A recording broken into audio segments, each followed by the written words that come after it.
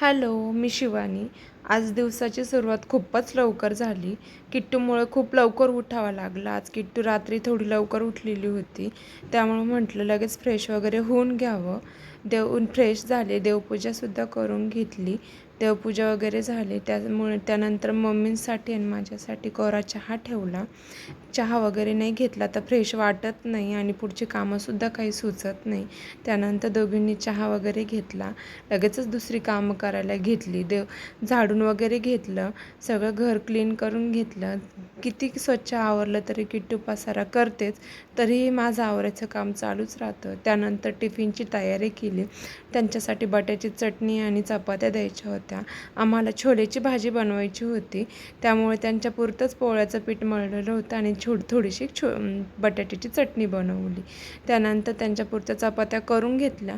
2-4 extra बनवल्या. कोणाला लागल्यास तर मग ते खाऊ शकता, कारण की काहींना पुऱ्या आवडत नाही घरामध्ये, त्यामुळे मग 2-4 चपात्या जास्त बनवल्या मी. त्यानंतर सगळे त्यांचं टिफिन वगैरे रेडी केल्यानंतर त्यांना चहा वगैरे देऊन टाकला. चहा दिल्यानंतर मग टिफिन भरला. त्यांचा टिफिन बॅग वगैरे रेडी करून ठेवली, म्हणजे ते सुद्धा जायला मोकळे. त्यानंतर मला छोलेची भाजी बनवायची होती, त्यासाठी मी सगळी तयारी करून ठेवली. सगळं कांदा, टमाटो, खोबरं, लसूण, अद्रक वगैरे सगळं करून ठेवलं. तुम्हाला जर ही रेसिपी मला पूर्ण बघायची असेल तर मी त्याचा पूर्ण व्हिडिओ शेअर केलेला आहे. नक्की माझ्या चॅनलवर जाऊन व्हिडिओ बघून घ्या. त्यावर तुम्हाला पूर्ण डिटेलमध्ये व्हिडिओ शेअर केलेला आहे मी. त्यानंतर पटपट मी अशी सगळी भाजी वगैरे करून घेतली. मसाला वगैरे तयार करून घेतला. छोले स्वच्छ पाण्याने पुन्हा एकदा धुवून घ्यायचे, नाही तर त्या छोलेला वास लागतो असा वेगळाच. त्यानंतर छान तरी येऊपर्यंत त्याला मस्त मीडियम गॅसवर छान हलवून घ्यायचं, म्हणजे त्याला व्यवस्थित तरी वगैरे येऊन जाईल. छोले वगैरे टाकून घ्यायचे. पाणी वगैरे तुमच्या अंदाजानुसार मीठ वगैरे टाकून घ्यायचं. कोथिंबीर वगैरे टाकून घ्यायची. 5-6 शिट्ट्या होऊन द्यायच्या, म्हणजे छान शिजतात पण आणि खायला पण बरे लागतात. त्यानंतर माझी भाजी वगैरे सगळे झाली. भांडे वगैरेसुद्धा मी लगेच आवरून घेतले. त्यामुळं त्यानंतर मग मला दुसरी कामं करायला बरी पडतात.